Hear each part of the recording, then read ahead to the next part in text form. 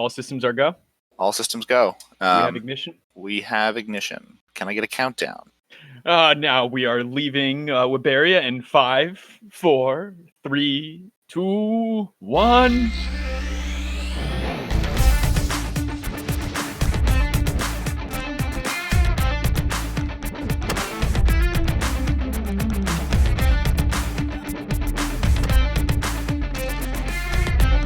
Hello, everyone, and welcome to yet another episode of The Problem of Reading. I'm Brevin. I'm Stephen. And we are Samless yet again.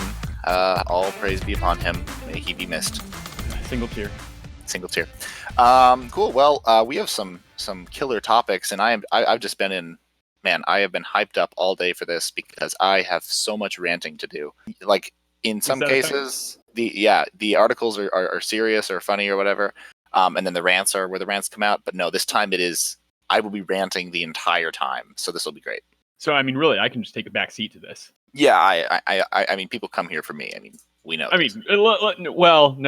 Brevin. We must be honest. They came here for Sam. Yeah, they come here for Sam. Now they have us. Yeah, they're settling hardcore. Hey, listener, in life, don't settle for anything less than perfect, or less than Sam, actually. You can settle for us. I mean, I don't want to chase you off. No. Then our listen count would go from like 7 to 6 because I accidentally leave it on repeat and then I turn it off. Fine. I mean, listener, in the case of us, I'm going to tell you, you probably can't do any better. Okay, so you just need to kind of accept this as the reality. Yep. Sorry, just some good honesty. This is what you deserve in the grand scheme of things. Speaking of deserving things, Stephen, what are you drinking right now? I guess I deserve this tea that I'm drinking. I have some nice raspberry tea with honey. I just made it. It's still hot. Quite nice. Would recommend. So I like how the still hot was an option. It's like, okay, this is my lukewarm 2-day-old raspberry tea with honey that I'm drinking here. I mean, you joke about that, but I have a thermos of coffee out in my car that still has a little bit that I'm looking forward to drinking in the morning when I'm too lazy to make coffee. See, I just, I didn't upgrade my workspace, but my workspace was upgraded by a generous and equally lazy coworker. Well, no, he's very industrious, but anyway, he gets a kick on spending money on Amazon, and he bought one coffee maker for the office that we all share that's in the break room. Then he bought a second one to put in my office that I share with one other person, but not him, just so that he didn't have to go to the break room because sometimes that's occupied. So now we have a coffee machine in 2 places, and I have to walk 5 steps to start a new pot in the morning. No, that's a glorious thing. Yeah, it's pretty great. Yeah, my boss's boss is a delightful person who has, I think, at times a little bit too much more money than he knows what to do with, and so bought our team an espresso machine. I can't imagine that gets used. Oh, buddy, it's good stuff. Oh man, I've gotten so spoiled. It's awful. Now you're just making me think of the Office episode where they all get high on caffeine from their espresso machine. But speaking of getting high, what drink are you drinking? Life. I'm drinking Life. You're high on Life. Yeah, I'm high on Life. No, what I am drinking is a very excellent old-fashioned. So for those who do not know, an old-fashioned is usually a cube of sugar, which then you dampen with a splash of water sometimes, but definitely with Angostura bitters, which then you dissolve the sugar into the bitters, sort of coat the inside of the glass, and then put in a shot or 2 of bourbon or whiskey, and then you can also put in an ice cube if you so wish. I have a little bit of an upgraded version because in place of sugar, you can use simple syrup. And in place of simple syrup, I have used my homemade spicy ginger simple syrup. So that combines very well with the bitters and very well with the bourbon. That makes just for a sort of mouth-burning, mouth-numbing, very, very warm experience that is very flavorful. One thing I've always wondered, what is a bitter? It's just like a heavy combination of spices. Okay, so I mean, it's a spice. Spices. Is liquid. It a specific spice, or is it a collection of spices? Yeah, so there are a few different ones. Angostura, which I don't actually know if I'm pronouncing that right, but that's how it's spelled, is the most famous. It has a very distinctive bottle where the label's too big for the bottle. And I'm sure other people have copied that. But so that's the classic one that's ubiquitous. It's everywhere. And then there are other. So like if you hear bitters, that's what they're talking about. If someone specifies something else, like chocolate bitters or like bitters that have a certain flavor profile that's different, that'll have to be specified, because it's when someone just says bitters full stop, they're talking about Angostura, and if it's something else, then they'll specify it. If it's something else, to talk about bitters for filthy casuals. Yes, they'll talk about, like Chad bitters or plebeian bitters or filthy casual bitters. Yeah, all that. They can Cool. just get out. Well, speaking of getting out, my article is from someone who thinks that randomized control trials should get out of my freedom. My freedom is more important.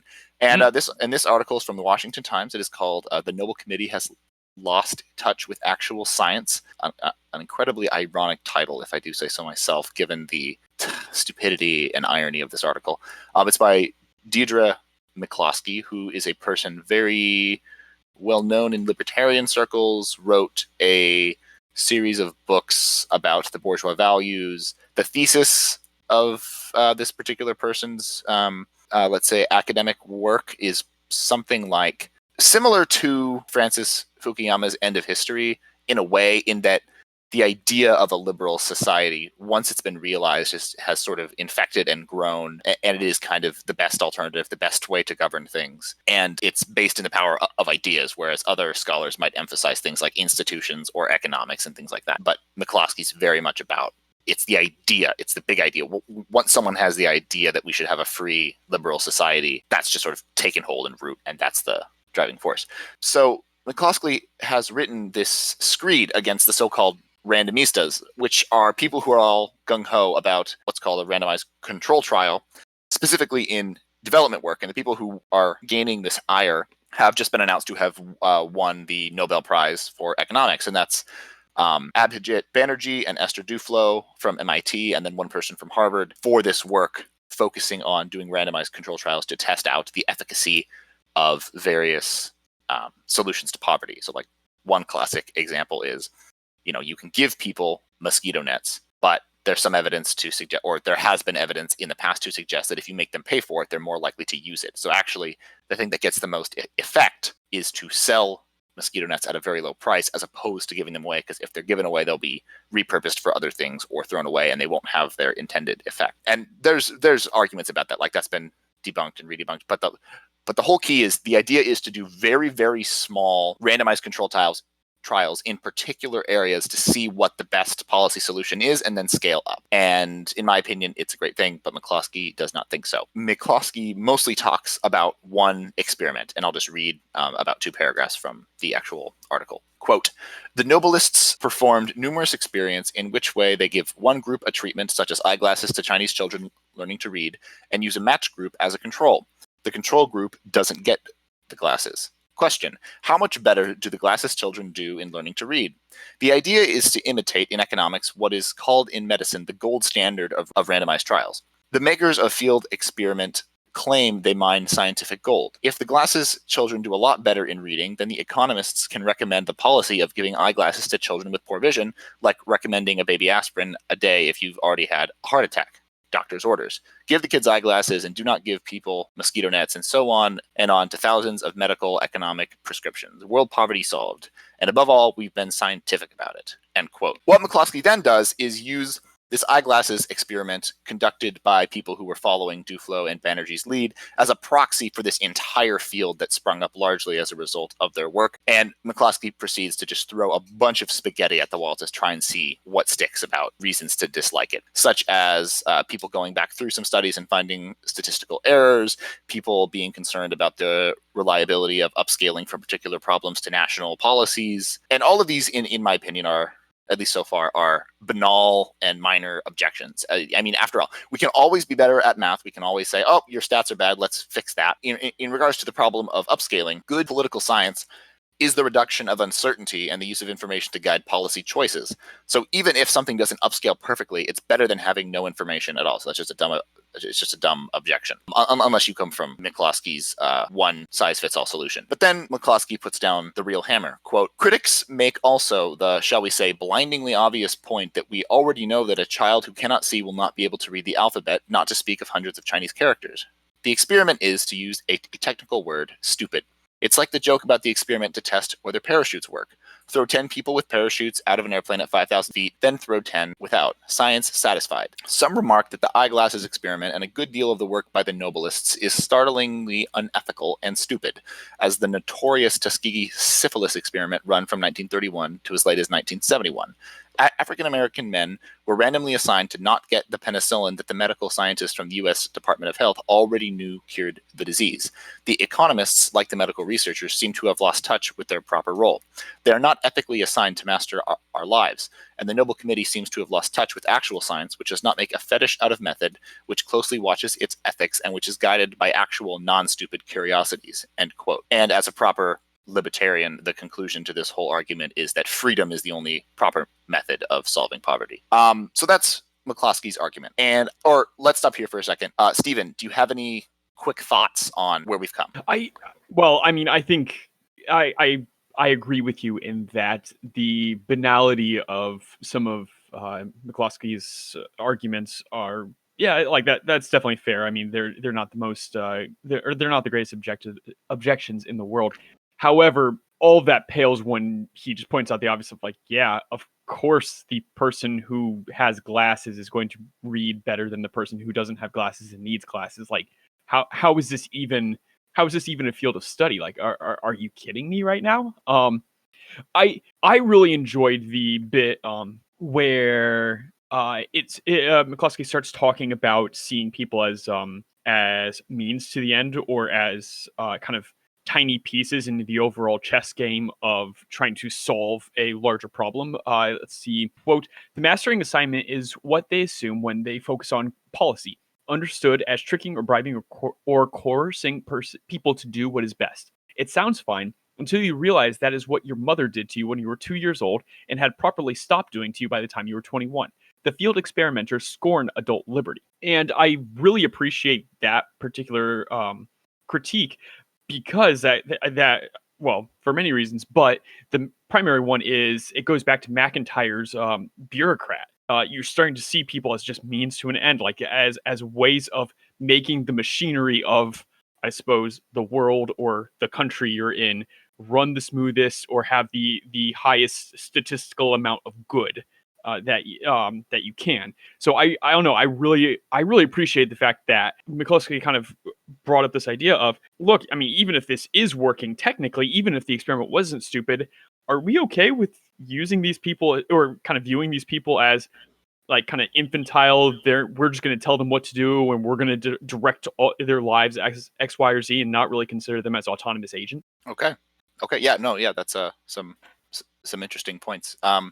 So I'm curious, how much of an impression did I give you what my opinion of this article was before, or when I sent it to you? Not much. I think you actually said, like, I'm not going to give you a straight up opinion. Yep. I'm going to love it or hate it. You're going to kind of have to form your own opinion before. Okay, great, because I hate this article with a burning passion, and everything it says is absolutely wrong. Yes. All right. Interesting. So let's get started. Here's where the rant begins. Okay. I don't want to say that this article is bloviating, but it's bloviating.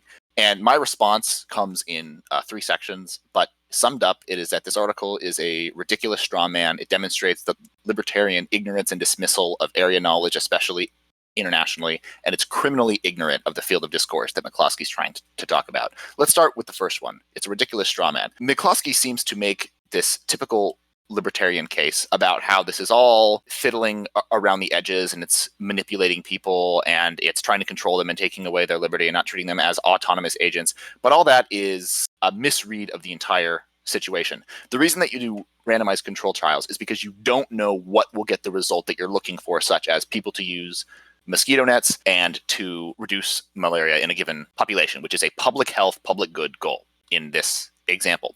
And you have limited resources, and you don't know what the most effective use of those limited resources is. By doing a randomized control trial, and actually many randomized control trials, you are seeing what people are willing to respond to. You are seeing what actions they will take and trying to respect the choices that they will make in a way. Because if you just do a random policy, you're not taking into consideration how people actually work on the ground at all. McCloskey's sort of counter narrative would be just like policy's bad, I guess. That's really the only position that can be taken when you consider the enormity of the problems that face numerous populations when you sort of remove your blinders. The objection about statistics is bad because there are bad stats everywhere and you can always make them better, but randomized control trials attempt to. They're also meant to be replicable and testable, which is more than can be said about a lot of other research. It's also does, just by going into the realm of mathematics, subjecting itself to the possibility of external rigor, unlike political theory, which McCloskey seems to exclusively dabble in, and that's not bad. Political theory is great, and so is economic theory, but math is also good. Wait, could you elaborate on that? At that point, I'm a little confused. You're critiquing McCloskey for wanting to go into the math of this economic field. No. I'm critiquing McCloskey because McCloskey hides behind political theory and doesn't engage with math. Because if your stance is policy bad, you don't have to like say, but people are dying from malaria. Can we do anything about it? And the purpose of a randomized control trial is, can we do anything about it? And if we can, what is the most efficient use of our limited resources that we have? I see. And that's sort of the big thing that McCloskey misses, is it's not like these people are like, hey, I wonder if people could use glasses if they can't see. It's, okay, we have $1,000. Is the best use to put that money into buying glasses for people or towards giving them iodine tablets? Because we can only do one of those things because we have $1,000 and that's it. And so that's the context that McCloskey's article would have been incredibly smarter if it had at least even acknowledged that. Furthermore, all this stuff about respecting adults' freedom and stuff, that's also just incredibly blinkered. So, for example, there are numerous situations in which respecting parents' freedom would lead to absolutely terrible outcomes. Say, if parents were ignorant of the long-term positive effects of glasses or of mosquito nets. Even if they're cheap, if they don't have the information, if they're lacking that key piece of the puzzle that would enable them to make the correct choice, then their freedom, not that it means very little, but it's a limited freedom. More information is better, and things like randomized control trials test out different ways we can get people resources and information and give them the option to choose them, because we know, for example, that wearing glasses is better than not wearing glasses. So if we can find the best way to have more people wear glasses, then that would be great. But if you just respect freedom, then you're paralyzed, at least in terms of interventions. And again, McCloskey doesn't appear to believe in anything. In addition, there's a strong argument to be made that, especially in things that are vaguely public goods, like public health and people just like not being sick or dying, the best analogy is something like clean water. No one in the US, except for like Flint, Michigan, thinks like, I wonder if I shall have the dirty water today or the clean water today. The correct answer is we should have clean water, and it would be best if everyone could have it. And it would also be best if no one had to think about the fact that we have clean water, and instead we can just have it and then spend our time making decisions further up the chain and be more productive and be more healthy, etc. And these interventions test the most efficient places at which we can help make the correct choices that are made for us every day in the United States, like, what's the timer on the crosswalk? How should we set up the stoplight? Public transportation. Like, a lot of those things are terrible, but the fact that we don't have to think about it every single day and that there's some external order and decisions are made benefits us all hugely. I mean, in short, freedom is the best thing for increasing development. However, it's not the only thing, and especially in the circumstances that randomized control trials and these randomistas are operating in, freedom with an exclamation point is not an option. That's not something that a researcher or someone concerned about the well-being of someone can do. That's not a choice that you have. And this goes into my second objection, which is McCloskey here demonstrating the classic libertarian trope of naivete, ignorance, and dismissal of area knowledge, especially in the international arena. Like I said, freedom is great as a solution, but it's not always an option. Basically, only one place was founded to be a libertarian playground. Well, maybe two, maybe the Netherlands at some point, at least for drugs now, and then the US. And don't get me wrong, freedom solves like a million problems, but sometimes freedom isn't an option. Like I said, sometimes, say like in rural Congo, and if your problem is malaria, you can't just walk in and say freedom, exclamation point, and expect to see any marketable improvement. Unless, of course, you are some kind of Leninist, libertarian, accelerationist, and the end of history is this liberal capitalistic democracy, and that's basically McCloskey's thesis, if I say it uncharitably. And you believe that the heightening of tensions in despotic regimes will one day grow and grow and grow, and then spill over into peaceful representative democracy. Unless you believe that, the idea that quality of life interventions and suffering alleviation in corrupt countries where you can't unilaterally make them into a liberal, capitalistic, globally connected state, the idea that those interventions are equivalent to the Tuskegee syphilis experiments, that's actually garbage brain. Like you are actually just incredibly stupid, at least on this particular issue, to think that. And this leads to the third objection, which is that McCloskey is criminally ignorant of the field of discourse. For example, McCloskey uses Bill Easterly, former, I think, head of the World Bank, or at least the development part of it, as someone who agrees with their stance. However, in his book, which McCloskey apparently didn't read closely, Easterly actually proposes what I consider to be the framework for large-scale implementation of the Randomista project. He has his skepticisms, but overall he thinks it vastly superior to the current system that we have now. And this is where McCloskey is ignorant, because development as a field is a thing that is here and it's not going away. And RCTs are by far the best aspect and the best approach to development, and actually has seen some success and some innovations, unlike many, many other types that just sort of dump money onto illiberal, tyrannic governments and hope that some of it trickles down. And McCloskey, in fairness, would object to that too. However, if we say that interventions can be helpful at all, which we have evidence that they can be, RCTs are by far the best way, and McCloskey's dismissal of this is just the height of ignorance and arrogance. And that is my opinion of this article. That is your opinion. That is your rant. That is an excellent rant. Okay, so I'm curious. This eyeglasses example that both he and you bring up, is this done in the context of other experiments that are being used to try to see what will improve reading scores? Or is it really we're going to have a control group without and with? And because I would still be inclined to agree that, like, that is stupid. Just all things being equal, you have somebody who can, like, you have two people of exact equal intelligence, exact equal eyes, that both have some form of disability, whether it's 2200 or even 2030 vision or whatever. If you give them both, or if you give one, let's say, placebo glasses, just like see-through glasses, and another actual prescription glasses, I guarantee you that the person with prescription glasses is just going to read better. Like, I guess I'm kind of with McCloskey in that, at the very least, at the surface, that just strikes me as kind of sensical, and I'm surprised that we needed to run an entire experiment to see if glasses helps the, visually disabled read. Like, that's just kind of obvious. But the question isn't, do glasses help people? The answer, as McCloskey and I'm sure the study's authors say, the answer is obviously yes. The question is, do they help as much as other things, correct? Yes. And if you can say, so for example, say malaria is an issue, but you're like, hey, that's not that big of a deal. People get sick, then they take a medicine. There's some deaths from it, but it's mostly treatable now. Great. Let's focus on something else. Let's go focus on AIDS. Unless, for example, you're able to find out that, say, not getting malaria has the tendency to keep your immune system stronger and increase your lifespan and increase your, the wealth that you make over your entire life by, thousands of dollars. And you say, okay, so here is I am the World Health Organization and I have a limited budget in Kenya.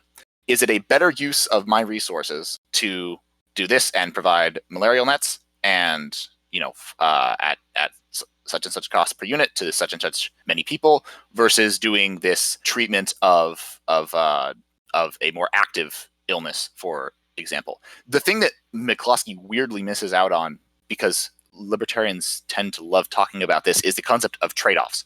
All of the decisions, all of the policy decisions, all of these interventions that are at RCT tests are trade-offs with other interventions. And you have to determine what is the best intervention to make. And furthermore, so say, for example, this is in China. The people doing this experiment do not have unlimited resources to give every single child in China a pair of glasses should they need them. However, if they can say, hello, guess what? Giving people who don't need glasses because they won't get them otherwise increases productivity by such and such percent and makes them incredibly better readers, and they don't miss a grade, and your country doesn't go into civil war because of this. China will be like, hell yeah, let's give it everyone who needs them glasses. And that's convincing evidence that a government that also has to make choices about trade-offs needs in order to make a reasoned policy decision. So that follows. I maybe I didn't relate my question well. That's why I asked, is it done in a context of other trials? For example, yes, we're going to give this group, we're going to give them glasses. We're going to have the control group where we don't give them anything. We're going to have this group where we give them extra, like, an hour of extra reading practice or whatever, and then we're going to give this group Braille or something like that. Is it done in that broad of a context, or is it just glasses, no? So that's always the goal. Is to see what helps the most. Like there's examples with textbooks. Like, does it help to give schools textbooks? Does it help to sell them textbooks at a subsidized price? Does it help them to earn textbooks over time? What increases the use, lifespan, proliferation of textbooks the best? That's sort of the best situation. However, again, some information is always better than no. Well, not always. Fine. I'm sure there's an exception to this rule, but in general, more information is better information, especially in context of uncertainty, which is all of politics and all of policy making. Okay. So when the Chinese government has some information about what giving people glasses does, or even aid organizations who have more money than the people doing the actual trial have information on what doing glasses does, then it's like, I have my unknown policy in which I, ship 10,000 books to these places, or I can just give one's existing people glasses. What would be a better use of the, hard donated resources that my charity has? Like, well, sir, we know that such and such and such will do this, and we have no idea what the other thing does.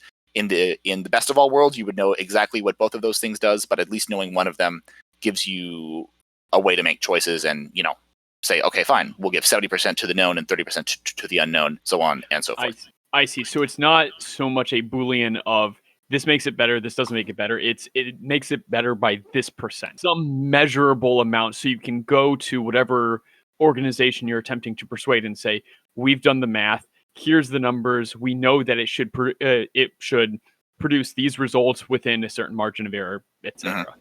Okay. So I mean, and here's another thing.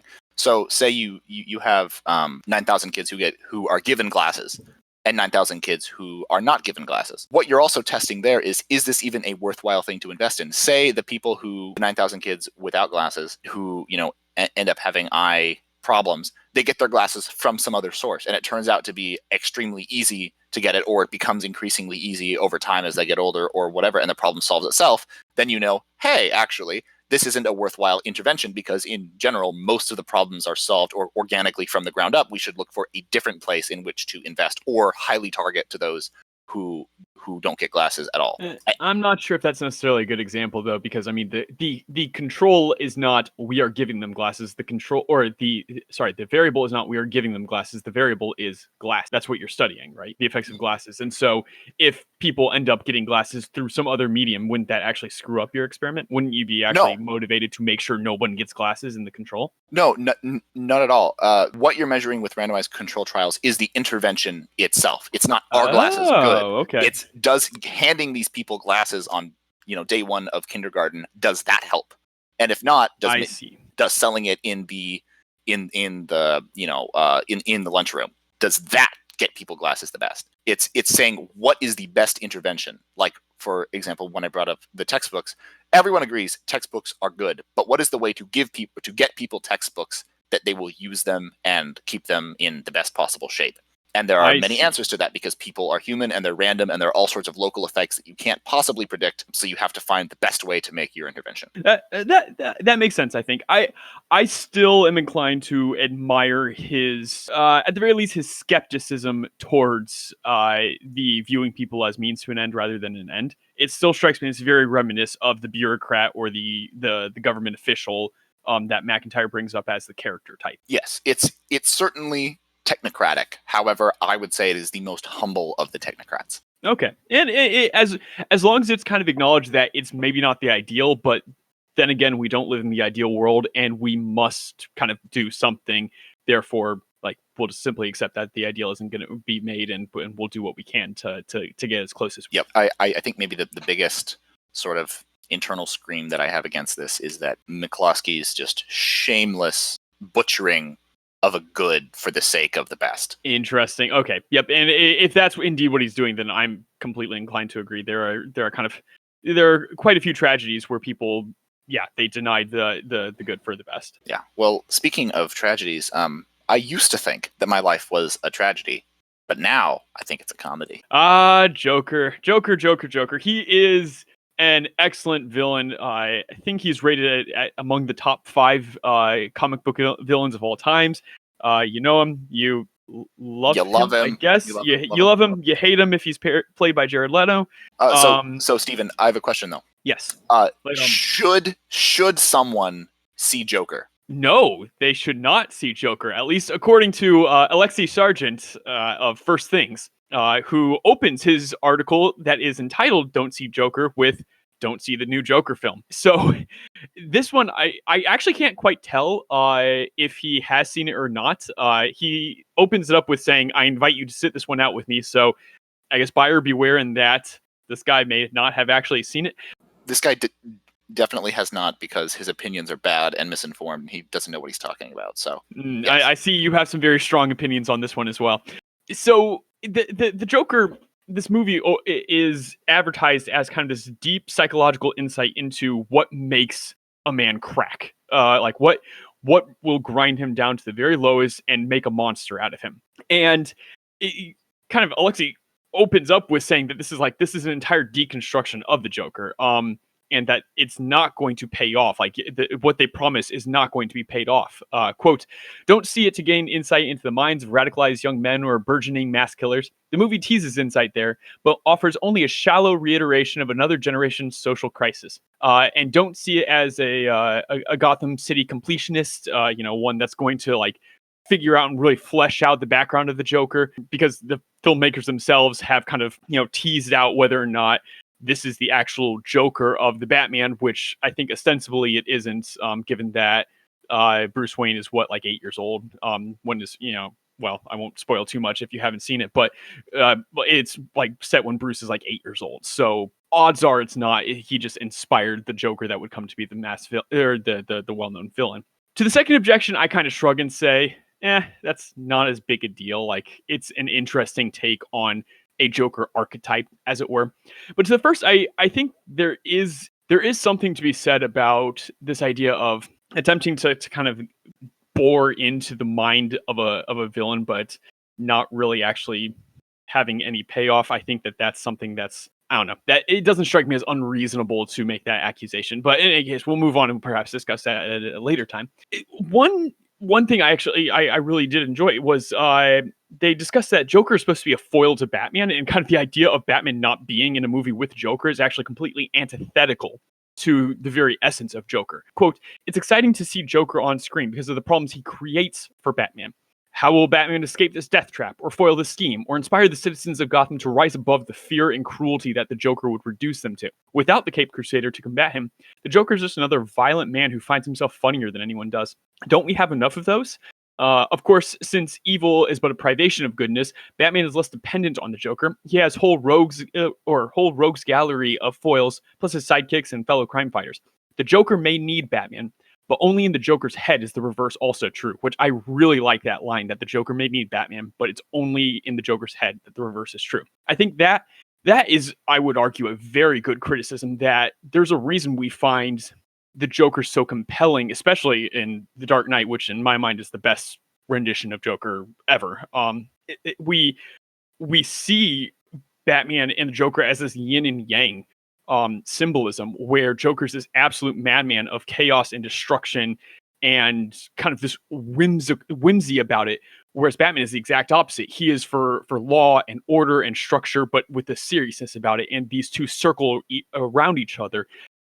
In the Joker, we don't even see that. We just see the Joker going around, performing crimes, and ostensibly we're supposed to feel sorry for him as he's doing these things. And then there's the whole, we're giving the Joker backstory, or the ostensible Joker backstory. But that's one of the entire points of the Joker, is there is no backstory.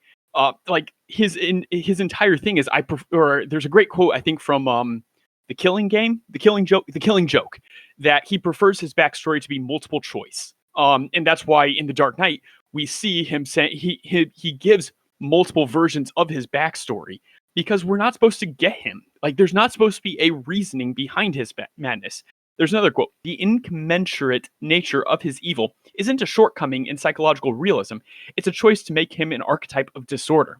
Making a film about the Joker's life as a humiliated and downtrodden everyman is a little like writing a prequel to Othello, where Iago's malignancy is explained by his life as a sad sack foot soldier. It misses the point. I think that's also a very compelling argument that the Joker, giving the Joker a backstory, it kind of denies his strength as a villain. He's supposed to be this force of nature that you cannot reason with. You can't negotiate. Which I will pause here in my rant / breakdown of this article to say that on the one hand, I actually really like the idea of sympathizing with the Joker. I really like the idea of understanding that nobody sees themselves as the villain, nobody sees themselves as the bad guy, or at least very few people do. And that every single person, no matter how evil, no matter how repellent, is deserving of empathy and grace, certainly with justice. Like that's not to say that Hitler should be only treated nicely or what have you. Like, but understanding what led up to such a tragic life is a very important thing.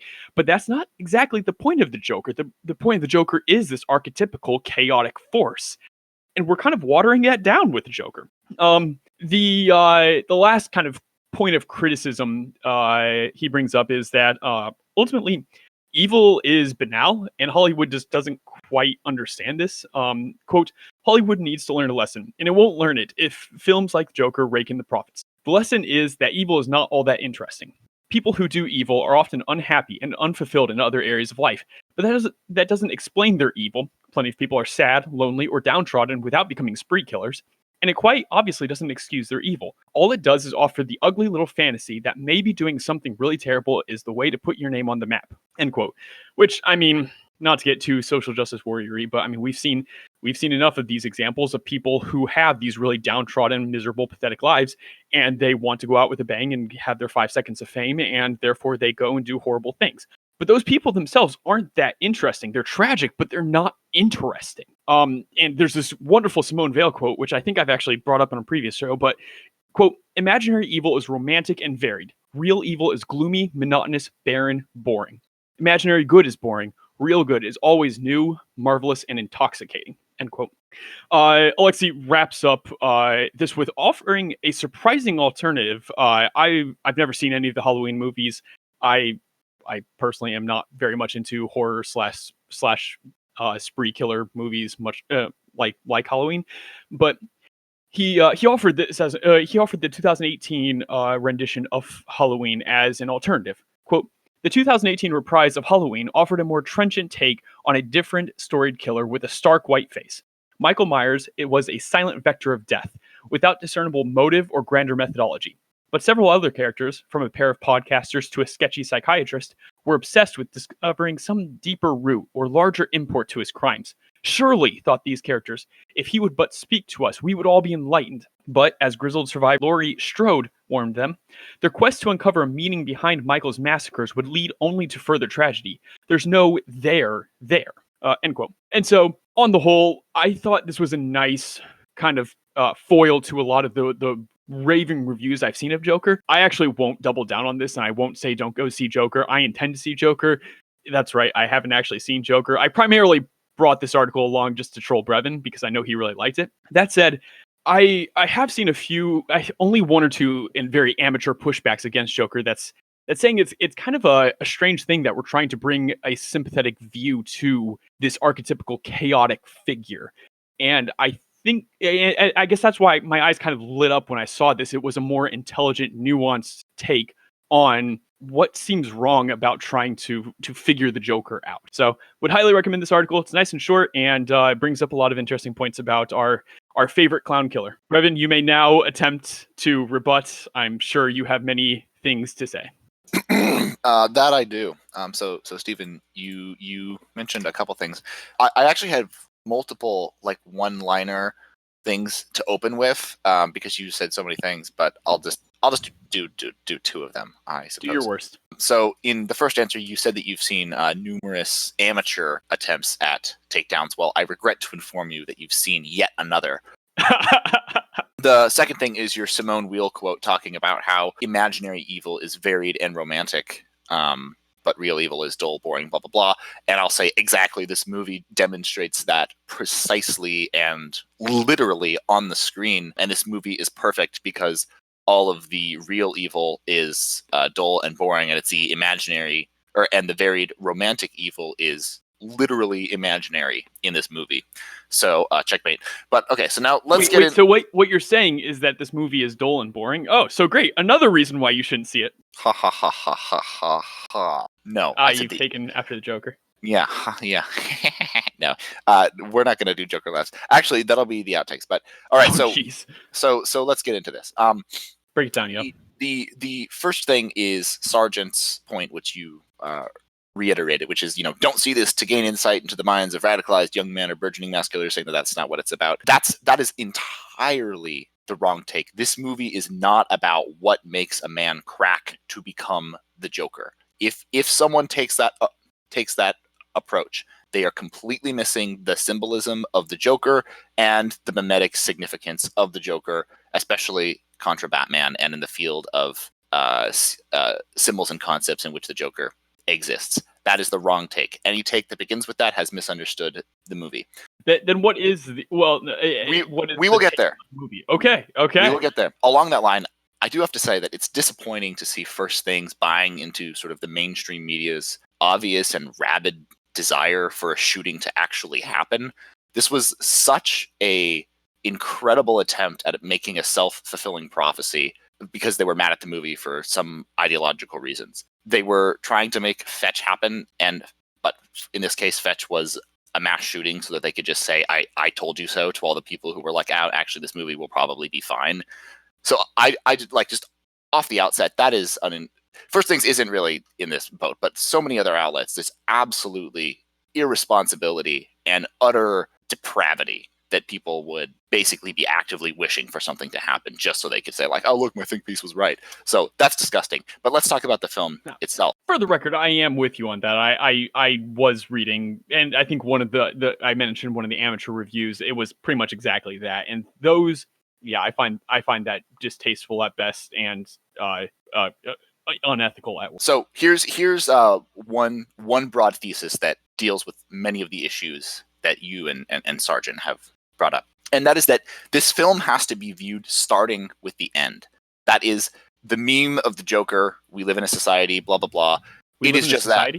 We do live in a society. But the Joker is just that. And this movie is just a meditation on the Joker meme itself.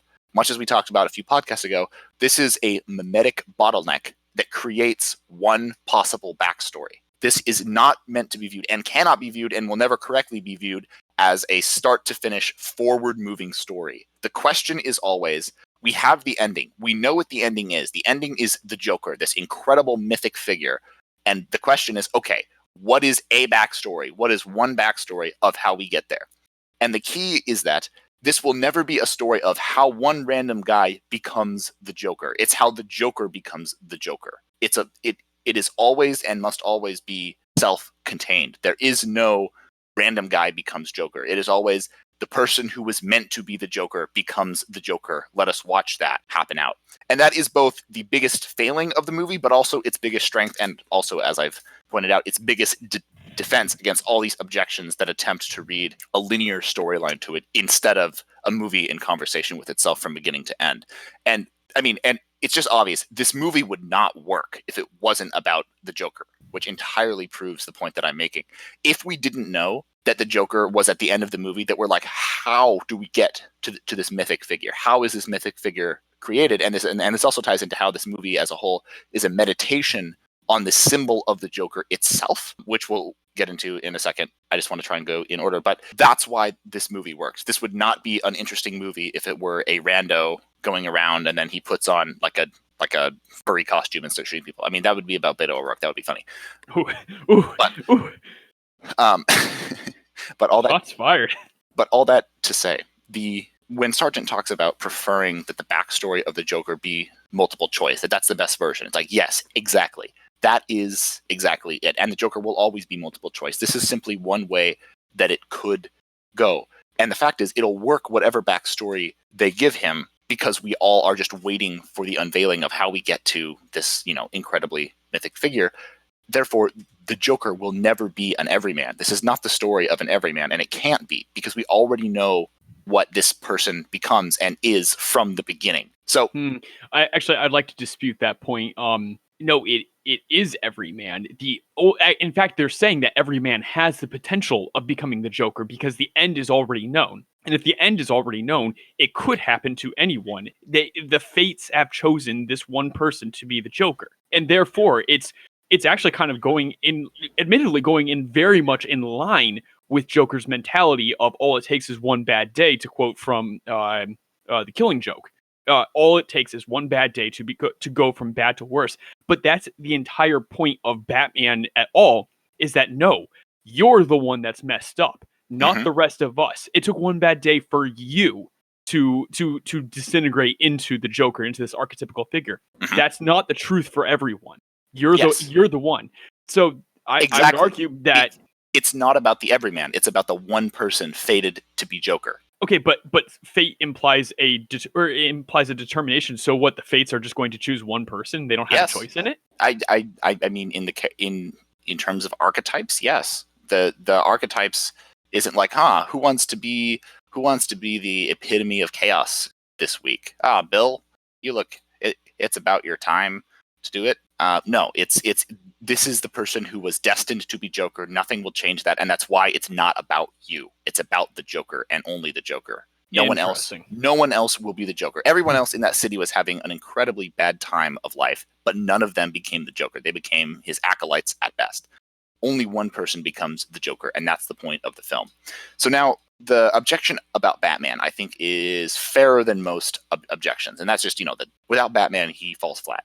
But this is wrong because the Joker will never fall flat because, speaking of treating adults with respect, people are capable of holding symbols in the abstract and can recognize a necessarily paled archetype when they see one. The Joker will always have his Batman, even if there's no Batman there, just as the Batman will always have implicitly the Joker lurking, waiting to show up.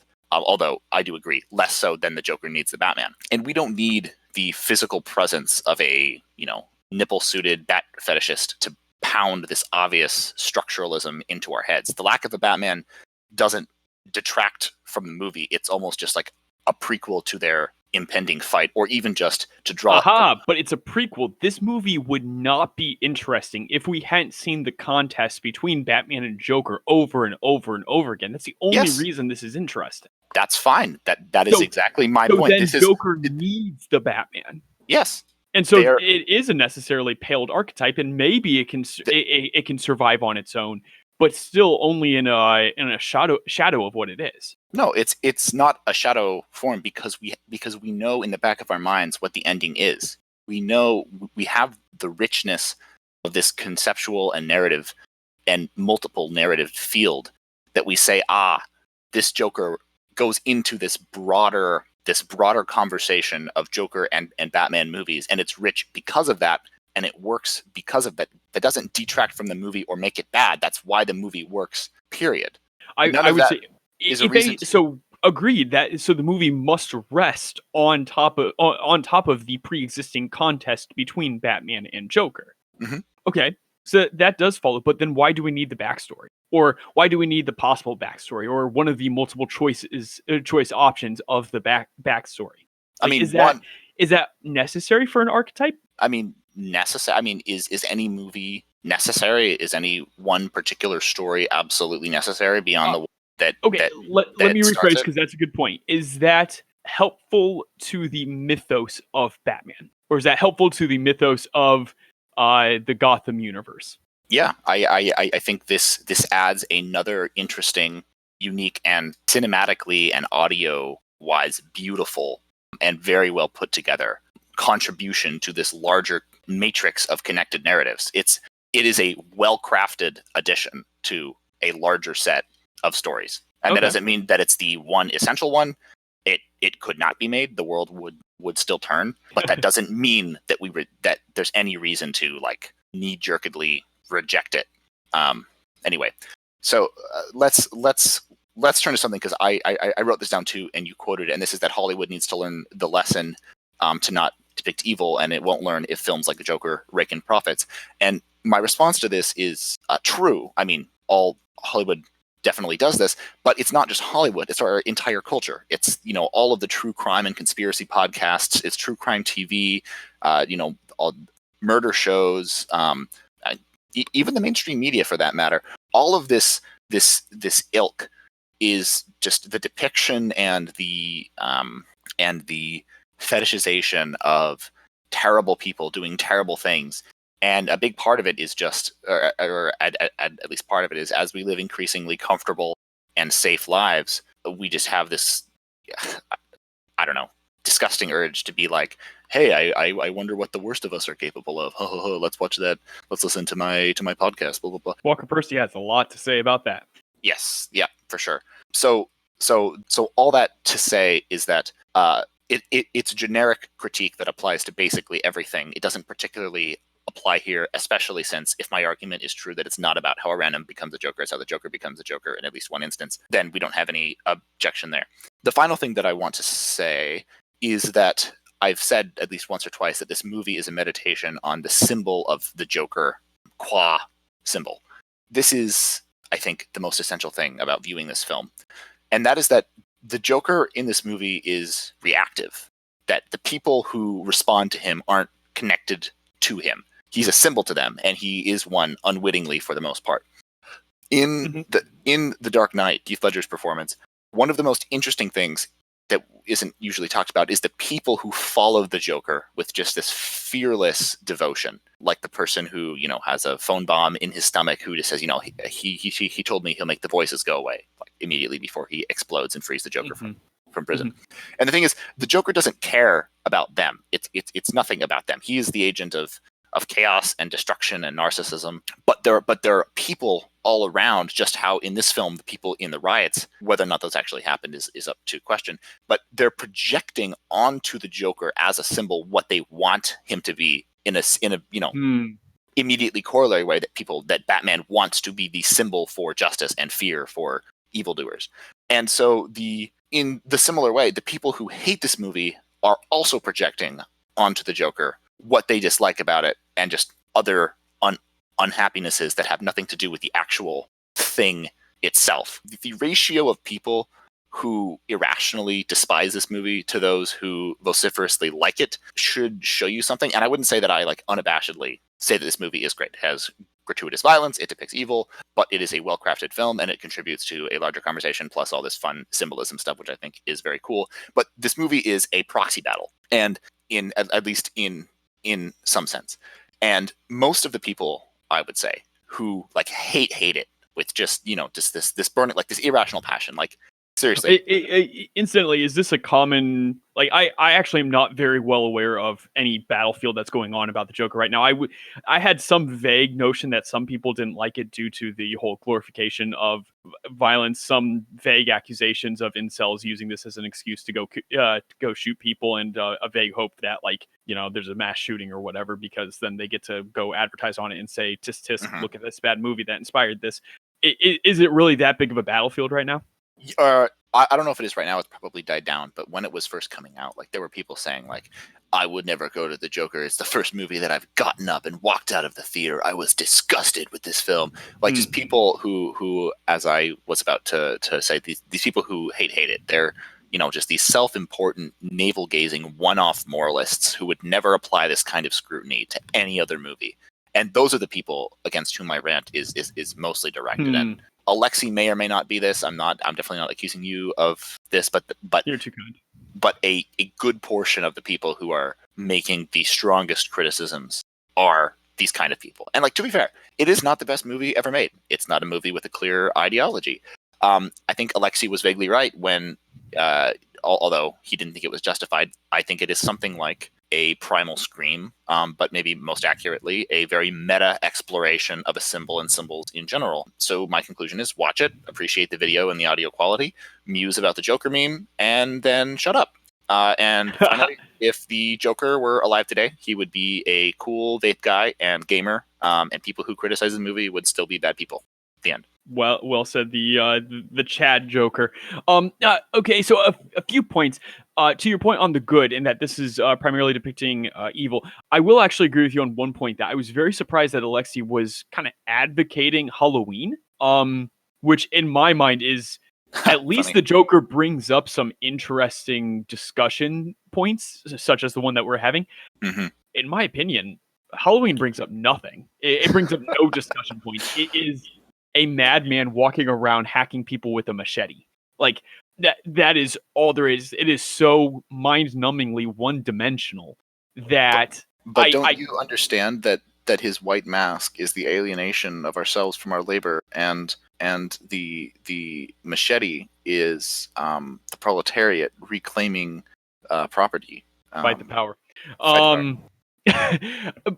At the same time, though, I would still push back and say, like, while an interesting depiction of evil, it is still only a privation, and therefore not having some sort of primal good to combat it does leave it bereft.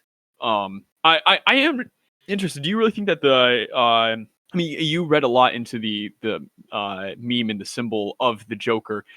The impression I got from the majority of people who were watching it, and no intellectual lightweights themselves, it generally was this is how society treats people, and that caused his spiral and decay into madness and violence.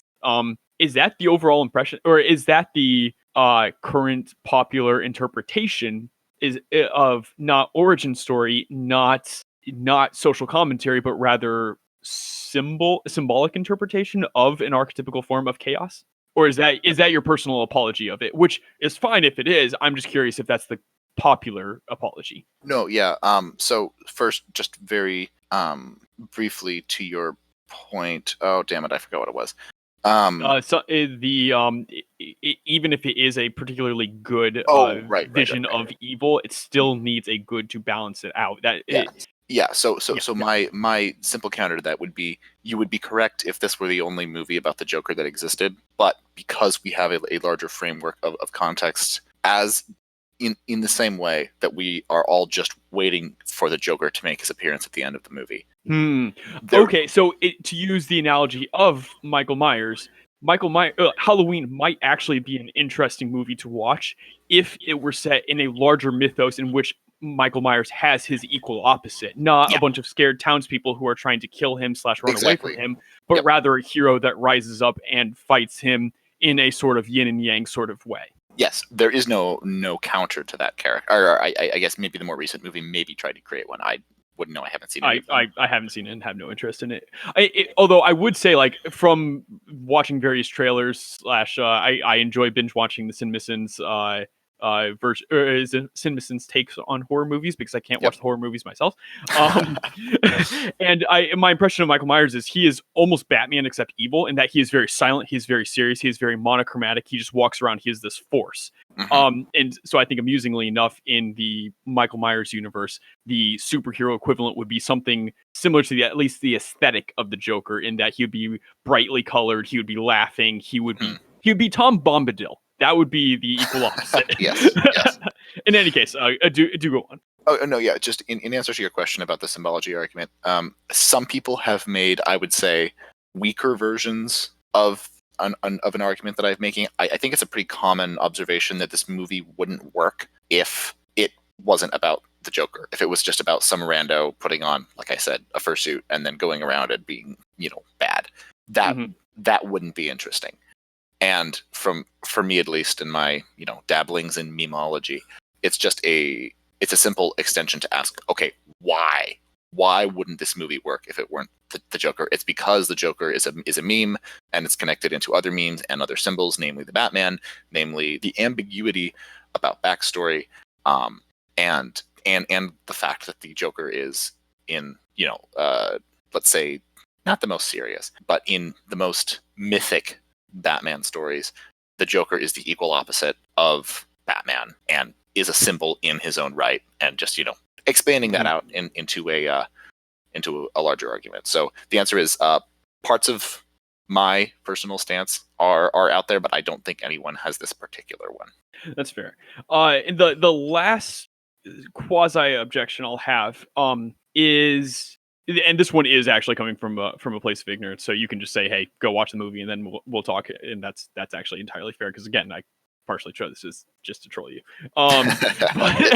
But it worked out. I was mad all day. Oh, I bet. Oh, I was loving it.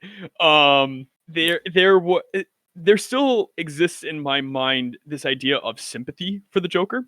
which, Mhm. again, on the one hand, I actually really like that idea from an ethical perspective, dare I say a Christian perspective, in that every single human being, no matter how depraved, no matter how fallen, is still a human being that burns with the image of God. And I think there is something very edifying about offering that even to this archetypical form of chaos. Mhm. That there is something very edifying about going into the backstory and seeing seeing what a tragic figure, what sort of awful thing society has done to grind him into this terrible villain. Mhm. On the other hand, maybe the part of me that likes things black and white and likes kind of simple stories of goodness fighting evil. It's one of the things I love about Lord of the Rings is you have good, you have evil, and there's no real in between. There are a few characters that kind of flicker back and forth, Yeah, but for the most Denethor. part, yeah, Denethor, Smeagol, Boromir, who is a brilliantly flawed character, etc. Like there are a few, but for the most part, you have Mordor, evil; Gondor, good; Rohan, good; Saruman, evil. Like you have these nice kind of lines delineated, and one of the kind of metas in a lot of film and kind of pop art right now is kind of deconstructing those lines and saying like, well, actually, is history just written by the victors? Which, I mean, to be fair, it is. But even in our fantasies, we can no longer imagine a purely good society or a purely bad society. We can no longer imagine a purely good person or a purely bad person, which, on the one hand, I think is a realistic take. But when we're trying to strive for an ideal, it strikes me as a kind of almost lamentable thing. Like, I kind of like the idea of Joker as just pure evil, that it is okay to fight. It is okay to take him as a symbol to strive against. And when you add this sympathetic, but he was actually a poor man who was ground into dust, Mhm. um, there is something almost lost about it. So I would be interested in, if first, am I wrong in that that's my impression of what Joker has to say about, well, the Joker, and second, is that a reasonable critique? I think that's a good question. I think so. In comparison to say Heath Ledger's Joker, who is not sympathetic at all, there is Yeah, no you're right. reason to sympathize. Batman's Um, show of mercy and not letting him die is one of the most character-defining moments of Batman in that trilogy. I think it's one of Batman's fatal flaws, but whatever. The the Well, so does the Joker, so yeah, yep, that's fair. Um, I won't kill you because you're just too much fun. Um, but so the answer to it's necessarily more sympathetic just because we have some backstory and like he has had a job that sucks and we're like, damn it, I've been there. I've been chased by small children and beaten over the head with a sign. We've all been there, right? Mm, Right? Right? yep, And, every time, every day. yeah, every day. However, I would say so. The arguments that say that the Joker is empathetic, I think, are overblown because he's shown to be a loser. He's shown to be grotesque and grody in numerous ways that some people, and I've had friends who said like, not me, not you, but some of my friends have said, yes, actually, my life is as shitty as this, which is 100% possible. I'm sure that's possible. So, in as much as that is true, there is the possibility for some empathy. I think the bigger thing is sympathy, also called pity. I don't think the summation is. I hate to be a one track record here, but we all know. I think that in the end, nothing that can happen to you can justify being the Joker. In the end, in the full sense and the full span of evil and wanton disregard for human life, malevolence, narcissism, nothing can truly justify the full expression of that. So I think there are points of reaction where the Joker is sympathetic. Like, for example, when he first kills someone, it is in self-defense, but then that's followed up with reveling in it. Okay.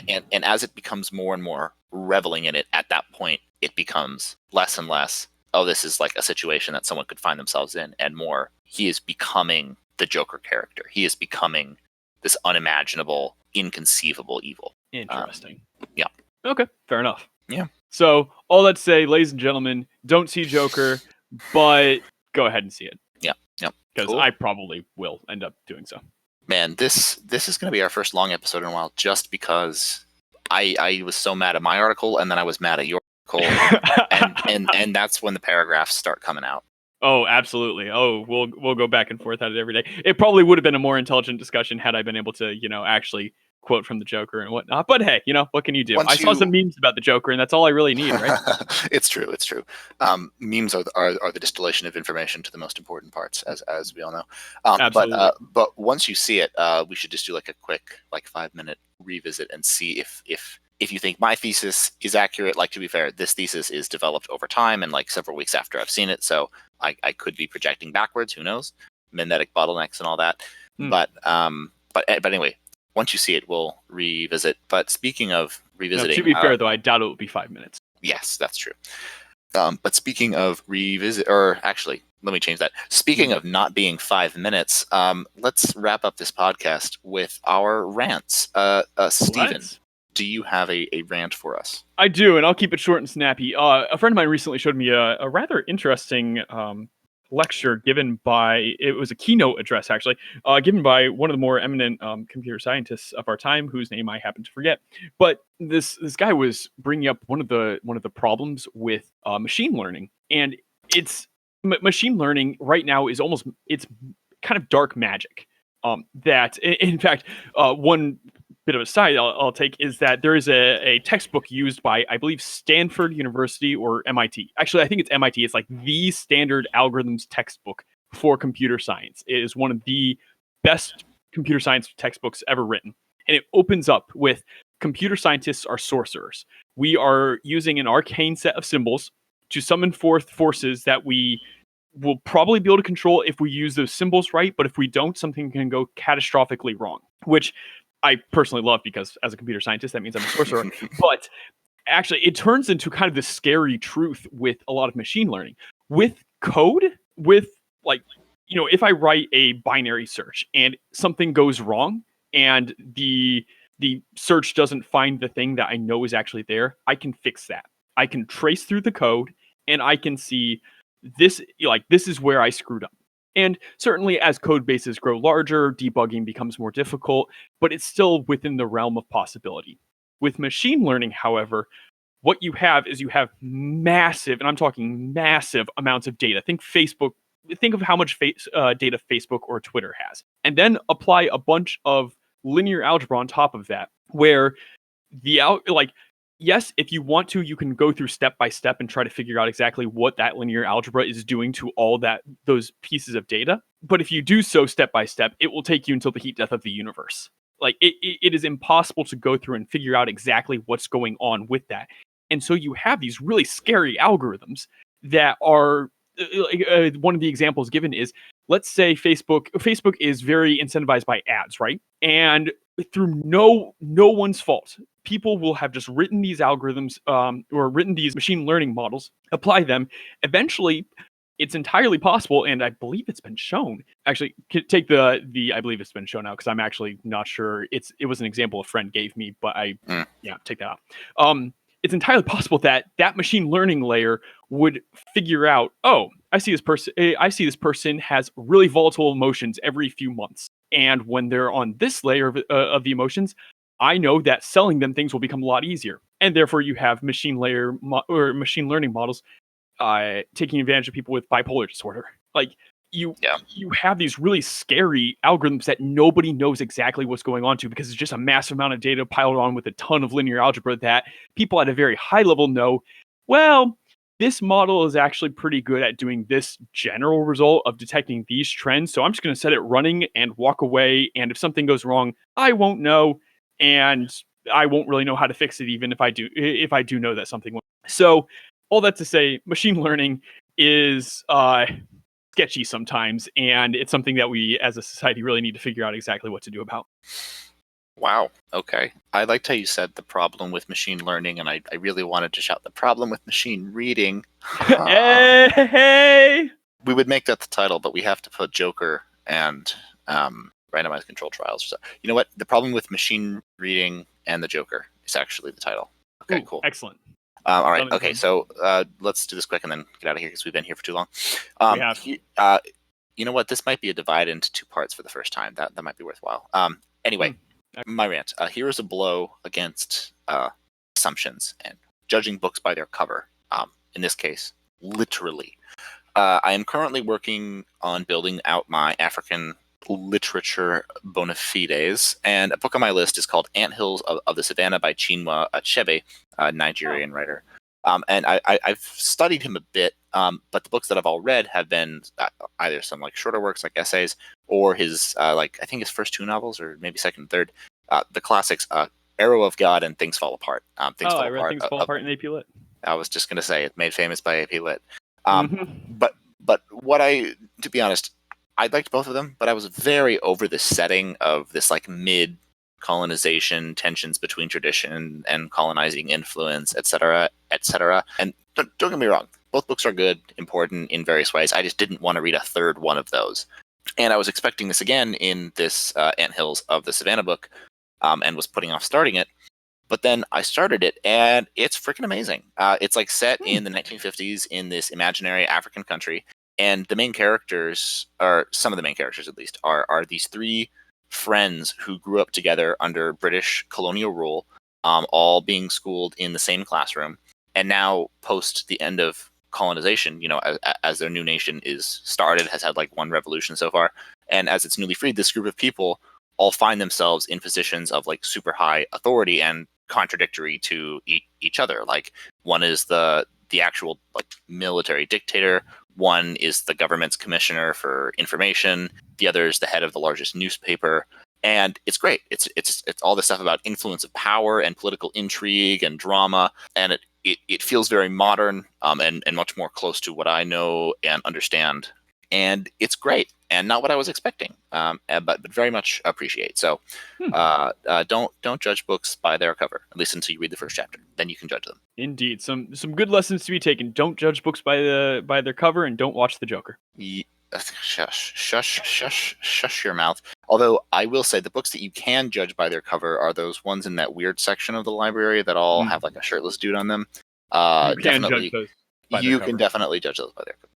Actually, it's funny. One of my friends has a friend in the publishing industry, and she was talking to him, and she was saying like, okay, so there's like a big strategy in selling books and marketing books is you've got to be in the meta. So like if vampires are really big, you got to write about vampires. If teenage heartthrob post-apocalypse are really in the meta, you got to write on that. And then you've got to really have a good book cover, or you can write a good book. Oh, that's sad but true. Oh, it's too true. Good. Well, I think that was a pretty good episode. I think so. I apologize to all for my bloviating commentary. Bloviating means long-winded. You bloviating? No. Among other things. I think I think you wanted an excuse to use that word, and therefore you were intentionally long-winded. Okay, fun fact, neither Gmail nor Facebook thinks bloviating is a real word, so I'm officially smarter than all the quote-unquote machine learning at Google and Facebook, so sucks to suck. This is why we can't have the proletariat in the technology world. Nope, 100%. 100%. Absolutely. Oh, cool. All right, well, so for everyone here at the Problem with Reading podcast, I'm Brevin. I'm Stephen. And I used to think this podcast was a tragedy, but now I know it's a comedy. That's not Joker laugh. Go see Joker, I guess. Can't go in there. Good. Sweet.